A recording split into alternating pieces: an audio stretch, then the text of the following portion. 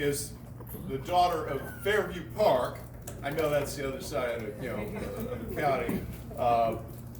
But as we were coming up here tonight, I was reminded why I didn't like going to Cleveland in the winter. But I had a very good reason to. When I first started thinking about doing this, because that wasn't the original plan, she said, Dave, if you do decide to run, I'll support you. But if you're going to do it, I'm going to retire so that I can campaign with you. And here she is tonight.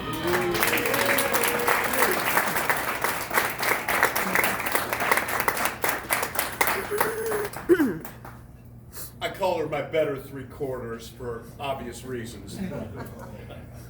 So when I first ran for re-election as your Attorney General, my plan was to be done with public service at that point. I had done quite a bit, had a lot of accomplishments, and felt that we had done big good, as we like to say. Except that people started coming to me right after the election and saying, Dave, would you consider running one more time? Would you consider giving us an alternative for governor? And I heard this enough times that I started asking people whose advice I trust. I started praying about it. And I came to the conclusion that it was my duty to offer to continue on. We will see. I'm very hopeful that we have an Ohio that is ready for bold leadership like we see in Florida with Ron DeSantis or Greg Abbott in Texas. What do you think? You like this, guys?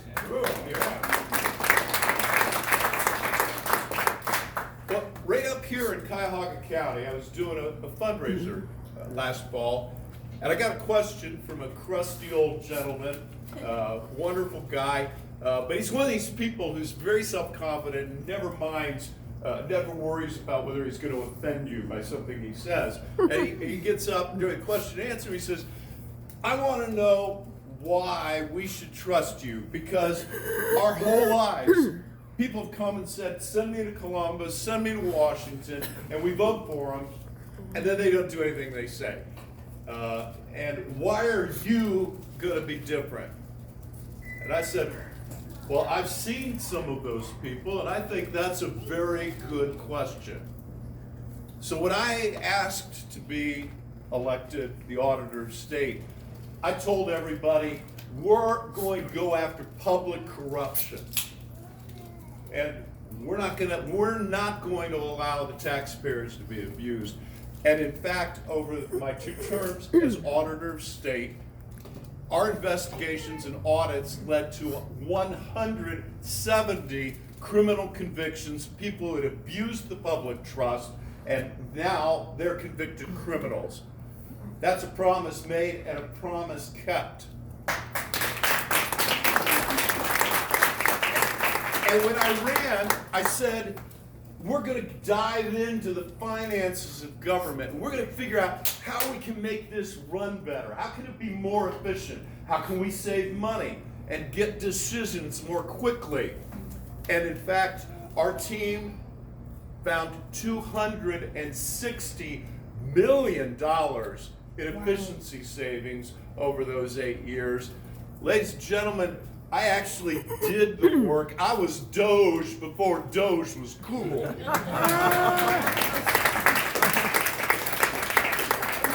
Or when I became Attorney General, I promised that I was going to put the bad guys away, that we were going to fight for and back the blue. I promised that we would fight for the Constitution and push back on the overreach of the federal government. And we've done exactly that.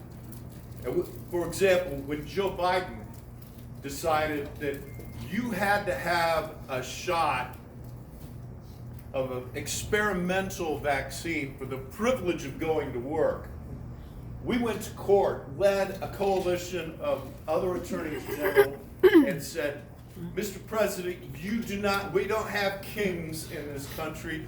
You don't have the legal authority to require that.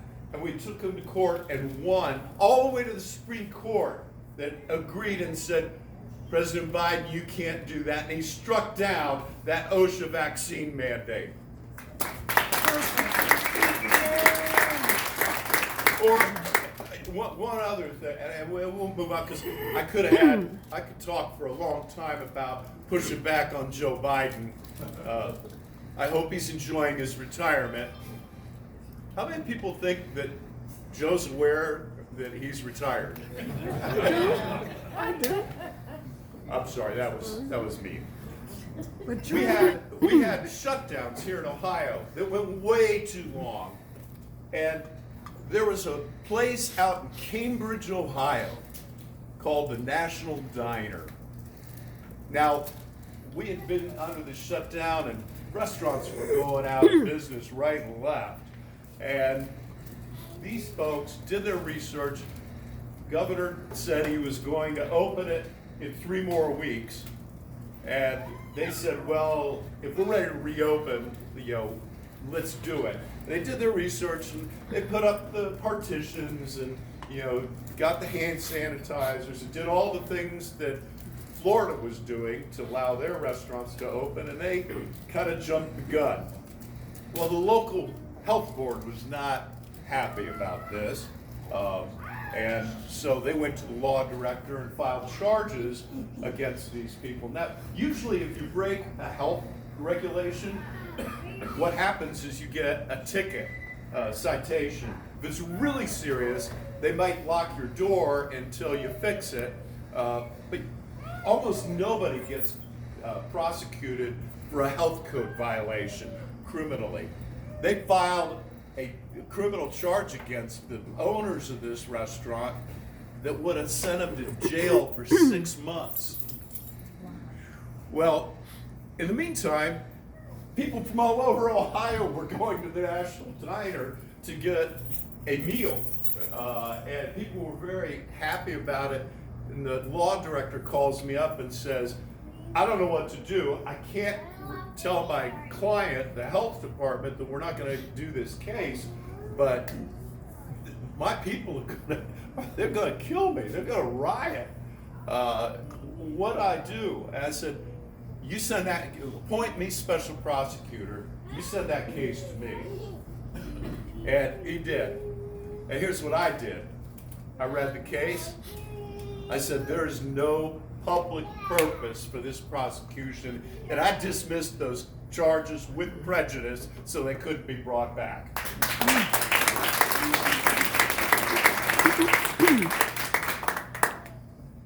Well, I don't want you to think the government is going to solve all your problems, because problem solving is not exactly what the government's there to do.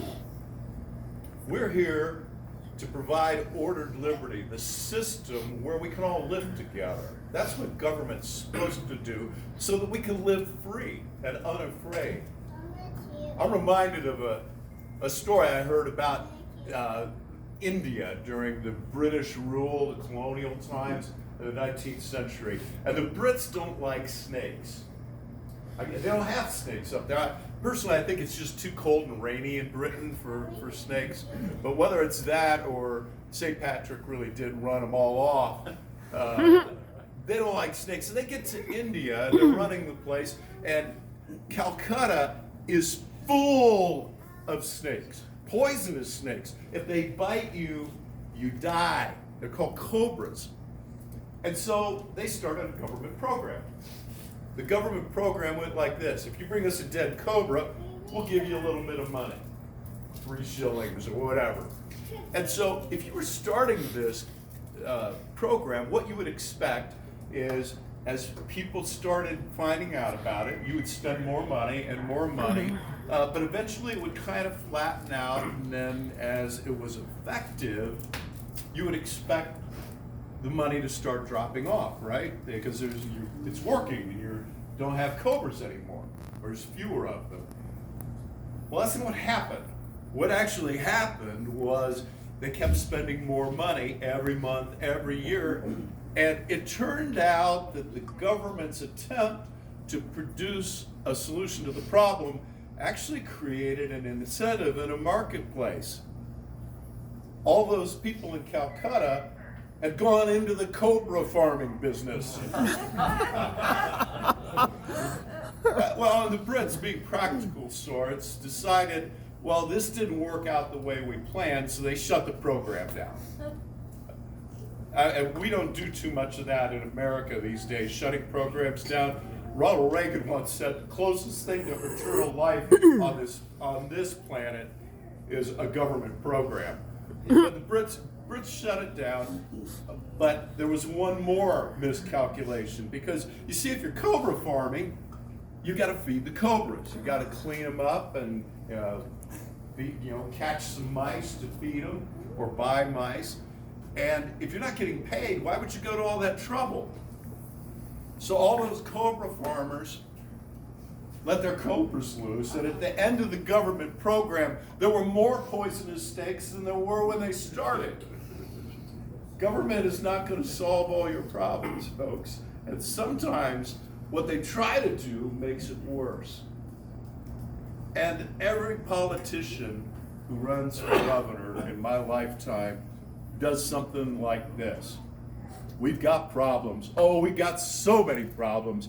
We've got more problems than you possibly could know, and every one of them's worse than the last problem, and they're getting worse every day. And it's because of my opponent. Elect me, they say, and I'll solve the problems. The only problem with that is if you lived your life like that, you'd be a miserable failure. We don't get up in the morning and make a list of problems to solve.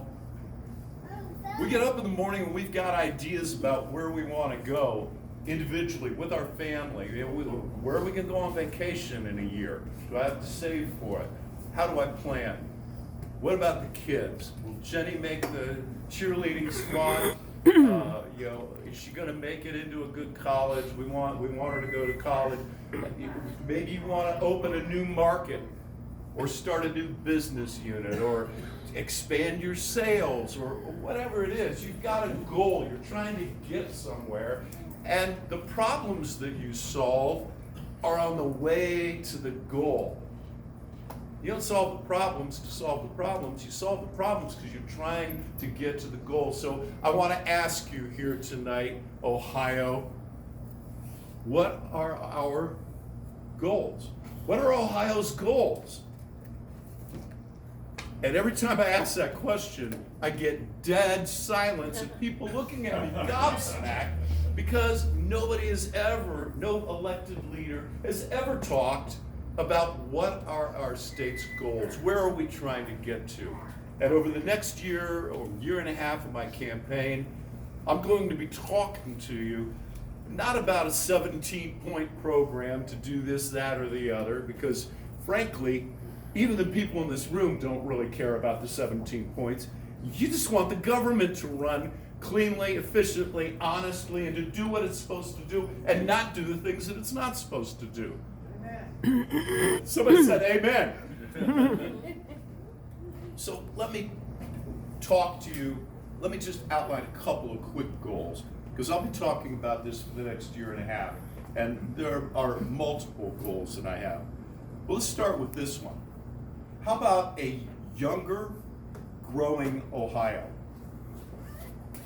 Every year, every 10 years, we have a census, and we hear about how many congressional seats we're going to lose because we're not growing in Ohio. And we get older every year. We're the 16th oldest state in the union. We're not far from the top.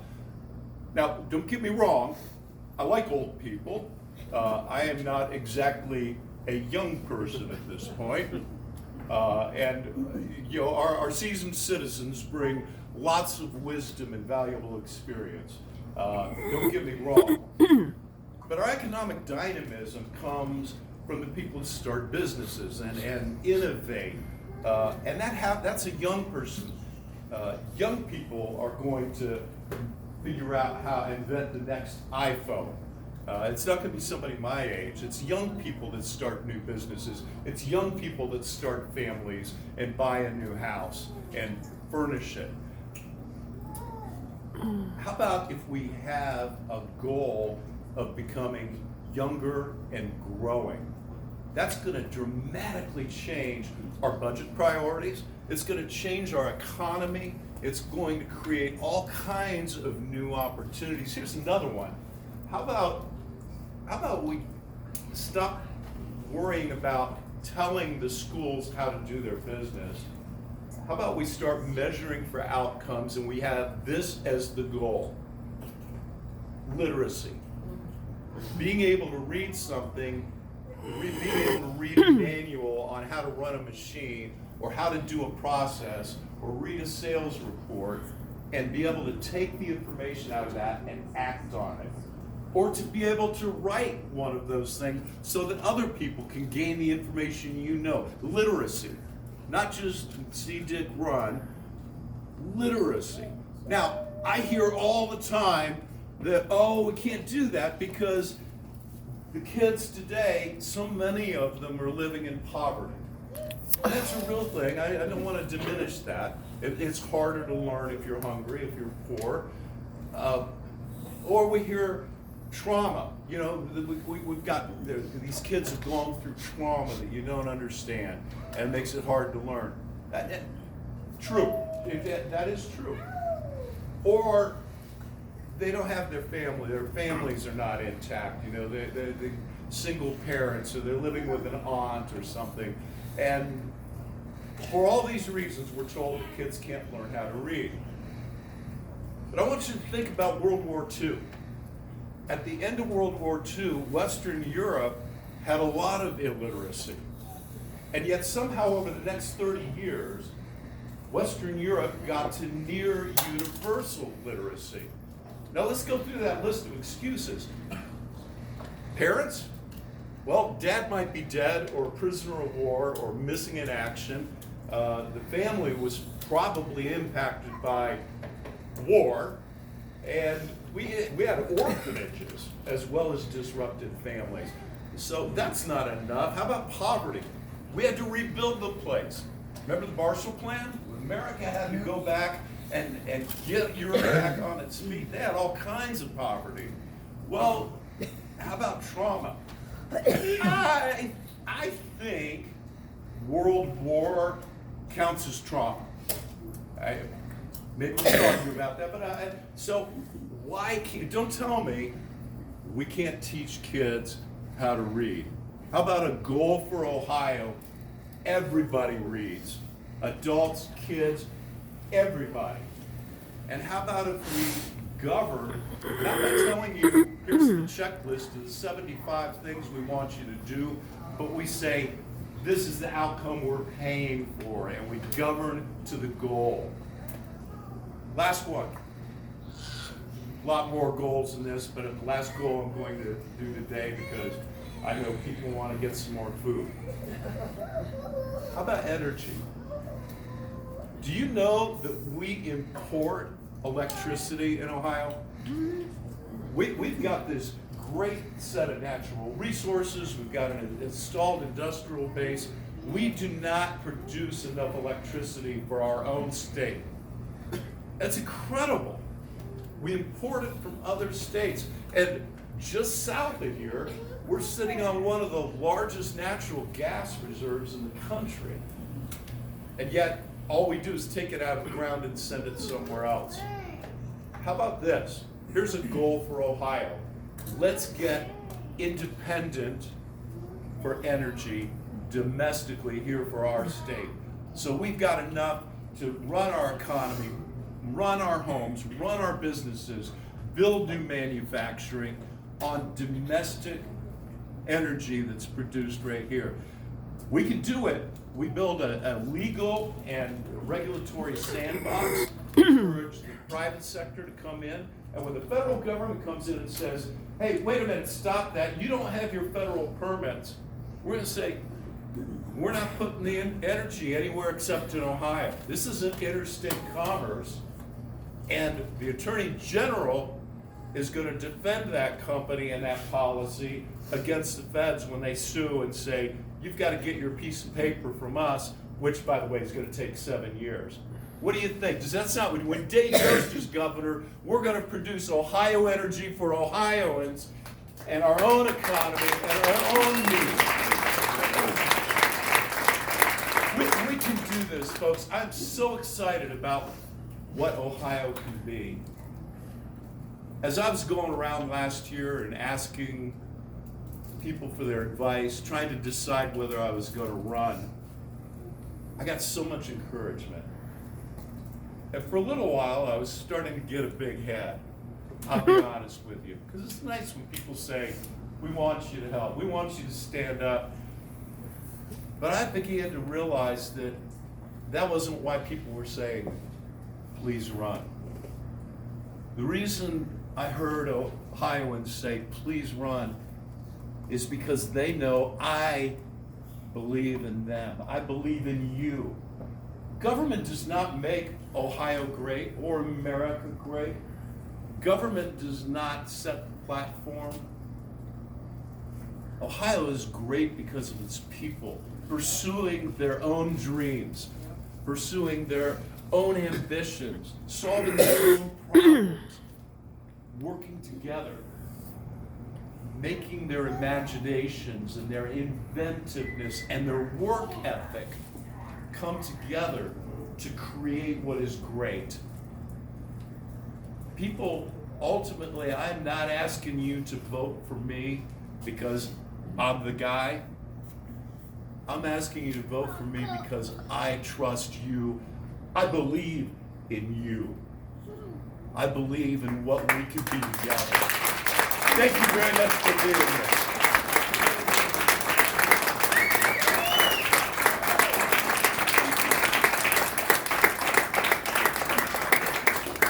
So I'm not going anywhere. I'm looking forward to talking to people, and I think the formal part of the program is all done. But I'm looking forward to talking to people. By the way, if anybody's inclined to donate a Jackson into the campaign, a $20 bill, my new book has advanced copies.